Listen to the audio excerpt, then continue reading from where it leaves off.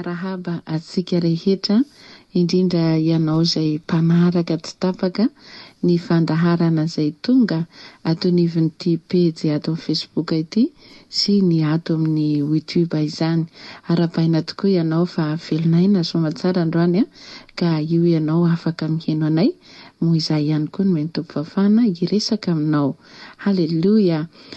Tonga eto indray izay ny telo mirahavavy izay fatazanao eto amin'ny sary reto tonga eto izay zara zavatra fohy izay mba avy ety aminay ho fampizarana antsika ho sakafo ny fanahintsika. Fanontaniana no ifampizarana telo mirahavavy eto dia mamaly izy ireo, dia ianao ihany koa, ianao izay mihaino omena lalana koa ianao afaka mamaly ny fanontaniana dia ataonao eo amin'ny commentaire zany fa izay telo mirahavavy no mivantana eto zany. Tsy ho adino aloha ny hanonona ny fiadanan'ny tompo izay telo mirahavavy zany hanonona ny fiadanan'ny Kristy ho aminao izay mpanaraka tsy tapaka n'ity fandarana ity, fa indrindra ianao izay mampandroso izao fizarana izao ho tononona tokoa mba tena hanjaka hanapaka hanenika ny fiainanao ny fiadanan'ny tompo. Rehefa raisinao amin'ny amen zany ka ampinoana dia ho tanteraka tokoa ny izany. Amen. Haleluya. Eny ary mialohany andraisantsika azy mirahavavy dia tsy adinoko hatrany ny mba manentana antsika rehetra indrindra ny voasambany ny haino dia entanina antsika mba isabone ny pejy na anao j'aime, satria amin'izay fotoan'izay amin'ny andro hafa ka misy fizarana hafa aroso ato dia tsy mila mirecherche intsony ianao fa avy dia mahazo notification ianao any amin'ny telefonanao dia entanina zantsika. Na ianao koa mpanaraka ato amin'ny YouTube afaka s'abonenao ny channel YouTube atsika dia mahazo notification ianao amin'ny andro hafa zany. Dia fiaraha-miasa daholo zany fa entanina mba hizara koa zany ianao partage ny page-tsika mba ahafahan'ny hafa koa mba misitraka na mba zay kely aroson'Andriamanitra ato amin'ny analanay dia mba sahala hoe miara-miasa zany tsika. Amen. Eny ary mbola averika ihany koa mialohany andraisantsika izy mirahavavy ihany koa dia raha tsy mampaninona anao dia mba kelikely vetivetsika hivavaka. Fantatratsika fa ny zavatra rehetra atao mila vavaka aloha vao atomboka, fa tsy mety mihitsy raha tsy mivavaka tsika nefa hanao zavatra ho an'ny tompo ho an'ny fanan'olona dia ilayntsika foana nitaridala ny fanahy masina. Ka raha sitrakao dia kipio vetivety amin'ny masonao fa hivavaka foitsika dia hampandroso an'ireto rahavavitsika reto. Ndao ary. Haleluya.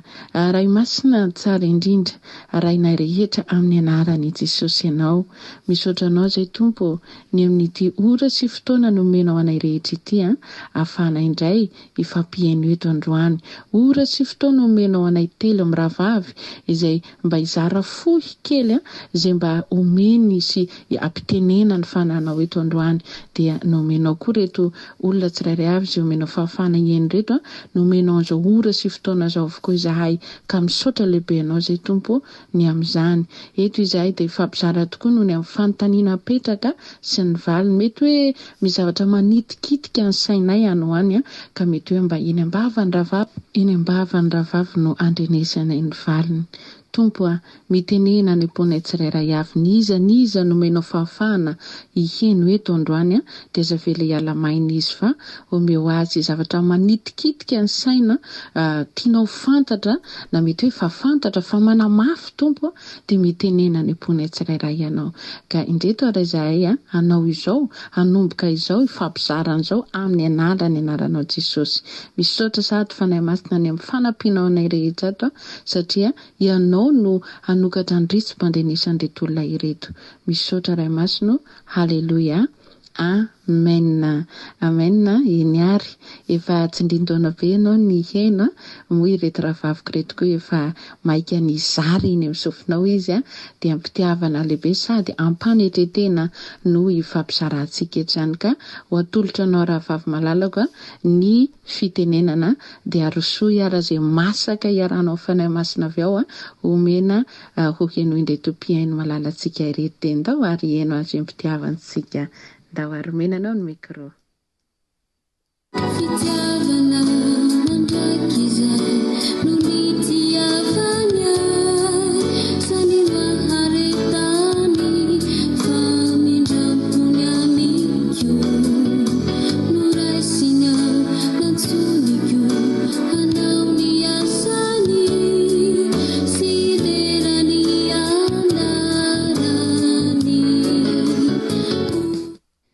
Azafady vetivety aloha rahavavy tsara ho lazaina amintsika aloha ny valiteny izay hovaliany rahavavy eto amintsika.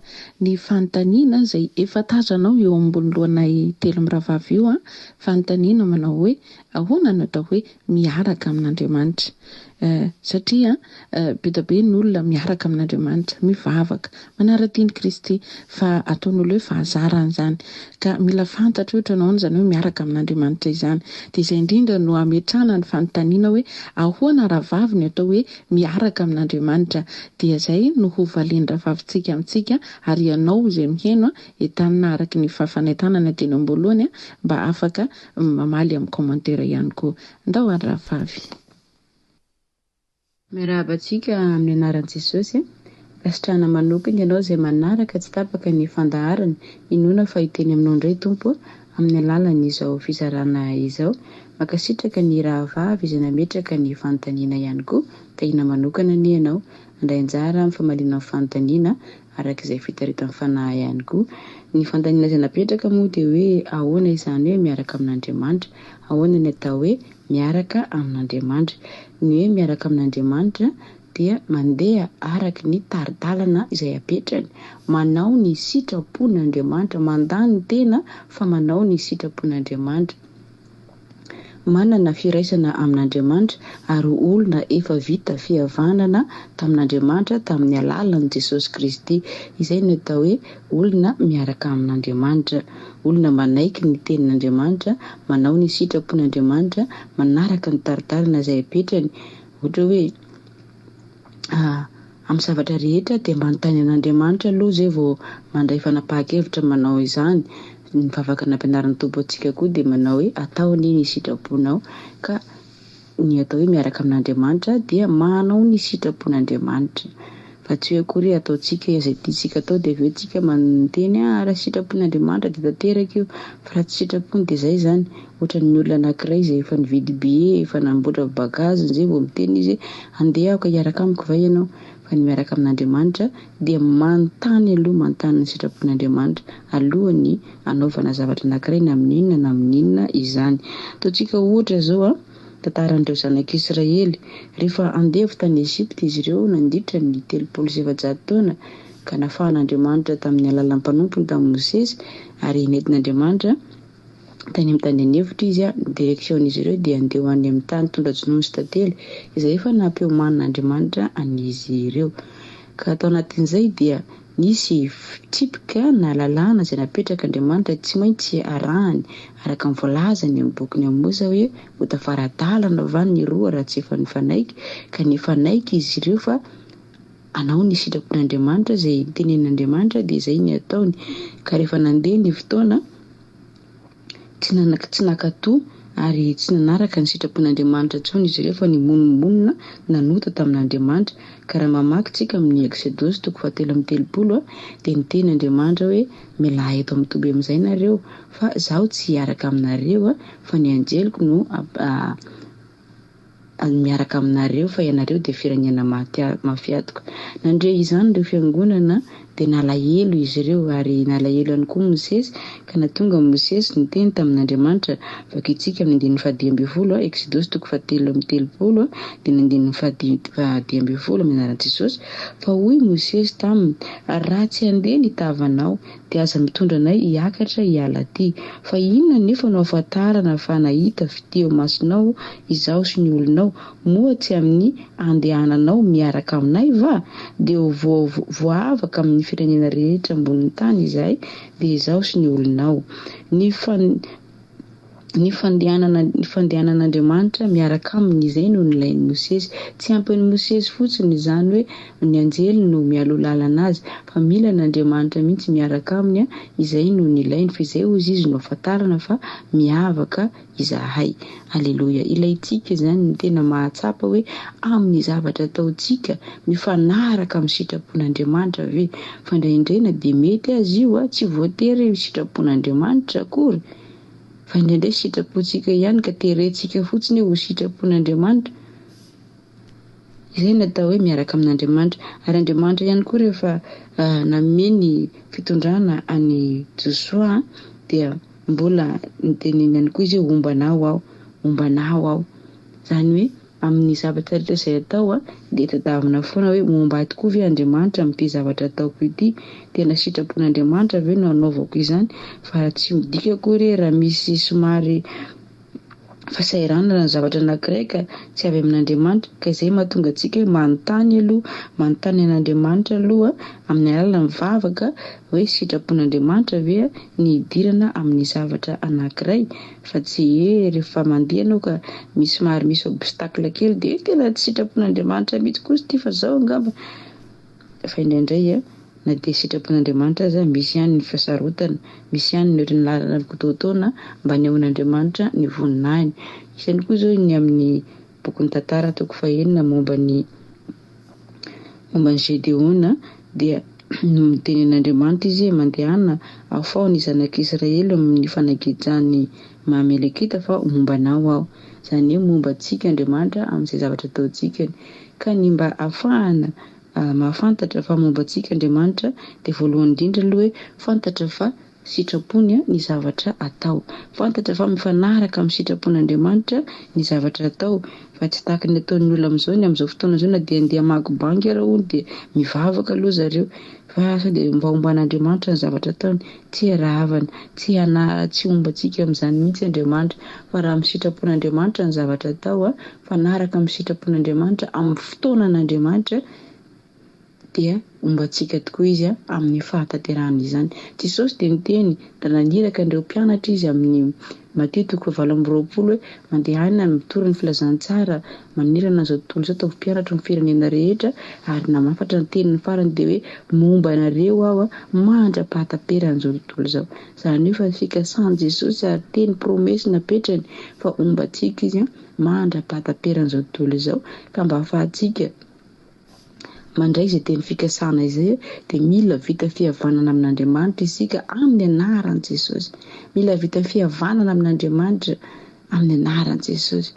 Fa raha mbola tsy anatin'ny cadre ny zanak'Andriamanitra isika dia mbola tsy mahalala ny taridalan'Andriamanitra mihitsy, mbola tsy mahalala ny manavaka ny feo mifanahy masina sy ny feo fieritseretany, fa izay taritin'ny fanan'Andriamanitra ny atao hoe zanak'Andriamanitra, ka mba hahatonga ny olona anankiray ho zanak'Andriamanitra dia tsy maintsy mandray an'i Jesosy Kristy izy ho tompy sy mpamonjy ny fiainany. Amen. Dia izay zany no valiteny avy aty amiko, makasitraka antsika rehetra izay nahatra ny eno, mbola ho avy ihany koa ny rahavavy hanome ny valiny manaraka dia mifameno ihany izay tsy voalazako teto, inoko sy antenaiko fa any ambavan'ny hafa no hainoana azy. Tahin' Jesosy. Haleloia, tahin' Jesosy koa ianao rahavavy malala. Tena zany tokoa iny ambavan'ny hafa indray koa ny famininy, satria sika rehetra ireo dia rehefa mazoto sika manokatra vava dia mazoto koa ny fanahy masina mampiteny antsika, ka ny mety teny ambavan'ny rahavavy rehetra teo zao teny aminy, dia avy eo koa ampiteny ny rahavavy manaraka izy dia hafa koa ny ambavany, dia hitantsika manakambara amintsika ny fanahy masin'Andriamanitra. Ary ino moa ny lazain'ny rahavavy teo hoe izay tarihin'ny fanan'Andriamanitra no zanak'Andriamanitra, tena izay misy ilay izy, tsika satria zanak'Andriamanitra dia manaiky miara-miasa amin'Andriamanitra, dia ny fanan'Andriamanitra no mampiteny isika, ka ny vavantsika tsy miteny fotsiny fa rehefa miteny tsika dia miteny koa ny fanahy masina. Ndao ary hotainao manokana ianao rahavavy, ianao sy ny ankohonanao mitombohatra any amin'ny fahasoavana, mitombohatra any amin'ny fitiavana ny Kristy, fa ianao no atao hoe zanak'Andriamanitra. Haleloia, tsika rehetra fa tsy izy rery. Haleloia. Ndao ary efa miandro koa ny rahavavitsika manaraka izay fa hoe any ambavany koa ny teny izay horenesintsika manaraka, ka dia voatolotra sika mpitiavana indray ary ny fitenenana. Atolotra anao rahavavy malala ny mikro ary. Ndao ary.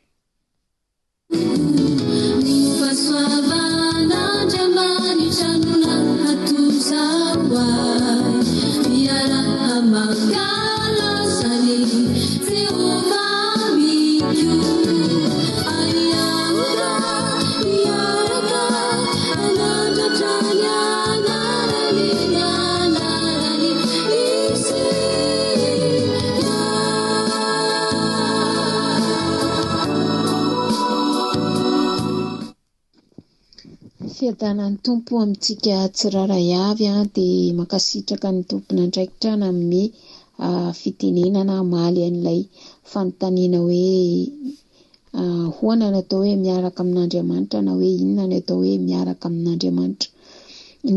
Ny atao hoe miaraka amin'Andriamanitra dia ny tsy fisarahantsika aminy ny amin'ny zavatra rehetra, na ny tsara na ny ratsy dia miaraka amin'ny foana. Ny atao hoe miaraka amin'Andriamanitra ihany koa dia tsy hoe androany ianao manompo an'Andriamanitra dia rapito tsy manompo, na hoe manompo azy iray andro dia tsy manompo azy 10 andro. Ny fiarahana amin'Andriamanitra dia tsisy fetrany. Ny fiarahana amin'Andriamanitra dia tout le temps, tahaka ny ampivady miray trano ihany io. Tsy misy andro izay hisarahan'izy ireo satria efa voady natao, na misy na mihinan-kanina na tsy mihinan-kanina, na misy vola na tsisy vola, na misy marary na misy salamo, dia miaraka foana, miray foana. Ny tanjona dia ny andresy ny amin'ny zavatra rehetra izay hatrehana. Dia tahaka an'izay ihany koa ny miaraka amin'Andriamanitra. Na misy olana ianao na tsisy olana dia tsy miala amin'Andriamanitra. Na misy aretina na salamo, tsy miala amin'Andriamanitra. Na misy tsy fisiana na misy fitahiana dia tsy miala amin'Andriamanitra. Izany hoe na amin'ny tsara na amin'ny ratsy fehiny rehetra dia tsy miala amin'Andriamanitra. Ny fiarahana amin'ny Andriamanitra dia mila fifandraisana, mila connexion isan'andro izay ilay hoe tout le temps miresaka amin'Andriamanitra, manompo an'Andriamanitra isan'andro izany no atao hoe miaraka amin'Andriamanitra. Fa tsy hoe manompo anao indray andro dia tsy manompo anao iray volana dia izy ianao miaraka amin'Andriamanitra. Na hoe mivavaka ianao indray andro dia tsy mivavaka ianao iray volana dia hoe miaraka amin'Andriamanitra isan'andro. Tokony hiara-dia amin'Andriamanitra foana araka ny teny hitantsika tsara ilay izy telana tsipy tany amin'ny anaty lafaoro. Izy telana tena hoe natsipy miaraka izy telona, tsisy andro izay nisarahany hoe aleo ny 2 ihany ny atsipy ihany na ny 1 ihany fa izy telo indray miaraka no natsipy. Dia tahaka izay ihany koa ny teny izay voalaza ny atao amin'ny Galatiana toko faharoa dia ny 20 hoe voaomby miaraka amin'ny Kristy amin'ny hazo fijaliana izy ary tsy izaho intsony no velona fa Kristy no velona ato anato. Izany hoe ilay fiarahana amin'Andriamanitra izany dia fisedrana ao ny zavatra rehetra ninninina na ny tsara na ny ratsy, na sedra io na fanamboarana io na inona. Ilay teny hoe voaomby miaraka tamin'ny Kristy dia ilay hoe izay niaina ny Kristy indray izany hiainako, izay lalovan'ny Kristy no lalovako, fa tsy izaho intsony ny velona fa izy. Dia raha fa tsika manaiky hoe izy no velona ato anatsika dia donc efa miaraka amintsika dia ninninna zavatra mitranga eo dia tsy miala aminy satria efa nomboana miaraka aminy. Ny miaraka amin'Andriamanitra izany raha vavy ranadahy ray aman-dreny zandry izay miaino dia izao hoe ny tsy fialantsika aminy ninninna zavatra mitranga miara-tia, tsy misaraka. Izany hoe miaraka izany tsy misy andro izay hisarahana. Miara-misedra ny sarotra sy ny mora. Izany no miaraka amin'Andriamanitra, manompo azy amin'ny fotoana rehetra, misedra ny zavatra rehetra izay mandalo amin'ny fotoana rehetra. Tsy misy andro izay hialanao. Fiarahana amin'Andriamanitra tsy vita indray andro na iray volana na iray taona fa matoa anao nanaiky hiaraka amin'Andriamanitra, ny safidy hiaraka amin'Andriamanitra, dia izay manaiky izay zavatra rehetra ho lalovana, hitranga, fanamboarana, fizetrana, famolavolana, tsy fisiana, fitahiana, aretina, fahoriana, manaiky izay hoe tsy hiala amin'Andriamanitra, ninonino hiaraka foana. Ka raha fa izay afiarahana amin'Andriamanitra izay tsy misy ny fisarahana, dia tonga any amin'ny tanjona izay tratrarina, tonga any amin'ny arive. Ohatrin'ireny mpivady niraisiko ohatra teo hoe rehefa miaraka foana izy mivady dia mandra-pahantitra an'izy ary tena hoe mandra-pahafaty, dia miaraka ray trano foana mivady foana, tsisy andro izay hisarahana. Amen. Ka andaontsika tena hoe hafantatra tsara hoe ianao io tokoa ve ilay tena miaraka amin'Andriamanitra marina, sa sarisary ny miaraka amin'Andriamanitra, sa ilay tena miara-tia amin'Andriamanitra amin'ny fotoana rehetra, na amin'ny amora, na amin'ny sarotra, na inona. Satria araka ny voalazan'ny Galatiana teo hoe voaomby miaraka amin'ny hazo fijalian'i Kristy, miaraka amin'ny Kristy izao sy ianao, dia vonina fa hisedra ny zavatra rehetra ho anapirofo fa ianao ilay miaraka amin'Andriamanitra marina, ilay tsy mitsoaka matanjaka raha fa misy ny ady, raha fa misy ny tsy fisiana, raha fa misy ny fahoriana, fa eo foana amin'ny fotoana rehetra. Fiarahana amin'Andriamanitra izany dia amin'ny fotoana rehetra. Amen.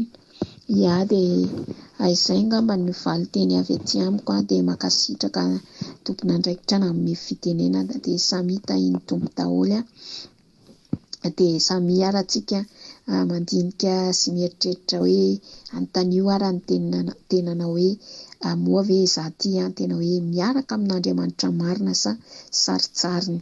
Amen. Dia tahiny tompo daholo. Amen.